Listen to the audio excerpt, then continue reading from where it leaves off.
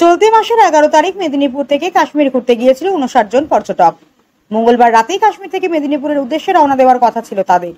তবে ভয়াবহ জঙ্গি হানার পর কাশ্মীরে আটকে গিয়েছে 59 জন যাত্রী নিয়ে পর্যটক বোঝাই বাস। ক্রমশ উৎকণ্ঠা বাড়ছে মেদিনীপুর শহরের মিয়াবাজার তালতলা বস্তিতে। গতকাল বিকেলের পর থেকে অধিকাংশ পর্যটক এরই পরিবারের সদস্যদের সাথে যোগাযোগ হয়নি বলে দাবি পরিবারের সদস্যদের। যদিও ট্যুর অপারেটর টিমের গাইডে যোগাযোগ করা গিয়েছে, তিনি জানিয়েছেন কাশ্মীরেই আটকে রয়েছেন তারা। ইতিমধ্যে শেষ হয়ে গিয়েছে খাওয়ার রসদ। কতক্ষণে কাশ্মীর ছাড়তে পারবেন তারা তা এখনো পর্যন্ত জানেন না পর্যটকরা। মেদিনীপুরে পর্যটকদের আত্মীয়দের মধ্যে বাড়ছে উৎকণ্ঠা। চোখের জল নিয়ে তাদের আশা দ্রুত বাড়ি ফিরে আসুক পরিবারের সদস্যরা। এখন কোন জায়গায়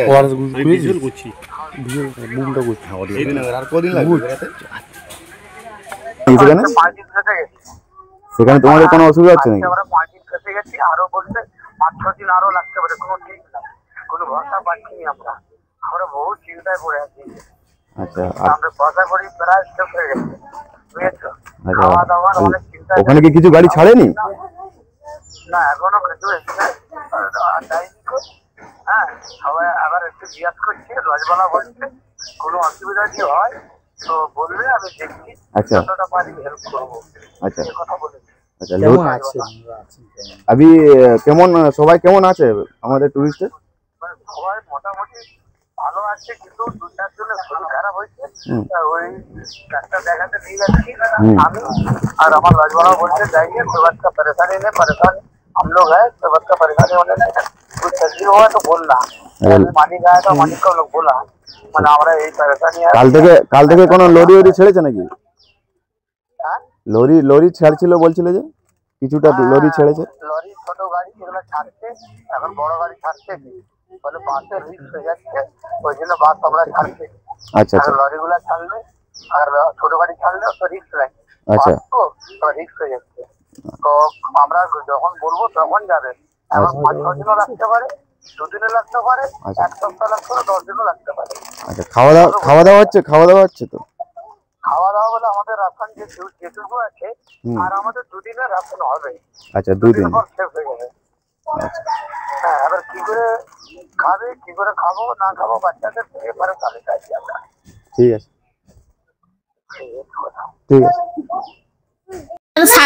নন্দাই গেছে, আমার ননদ গেছে, আমার একটা ছেলে গেছে, আর আমার ভাগনা গেছে।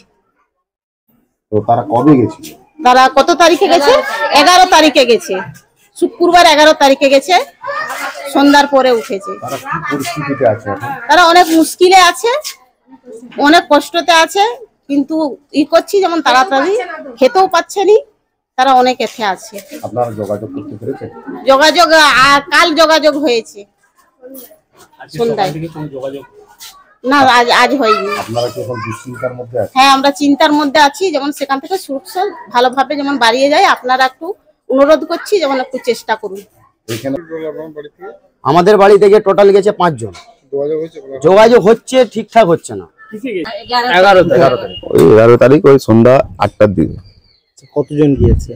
ওই 65 নাই, ওই তোমার 59 জনের মতো। 59। এখন কেমন আছে? কথা বললেন তো আপনি? হ্যাঁ, কথা বলে দেখলাম যে যেখানে আছে সেখানে সেফটি আছেন, কিন্তু ওনারা চায় যত তাড়াতাড়ি ওখান থেকে বেরাতে, কারণ ওনারা অনেক সমস্যার মধ্যে পড়তেই পারেন। অনেকে বাচ্চাও গেছে, ফ্যামিলি গেছে, বয়স্ক লোক গেছে, ঠিক আছে।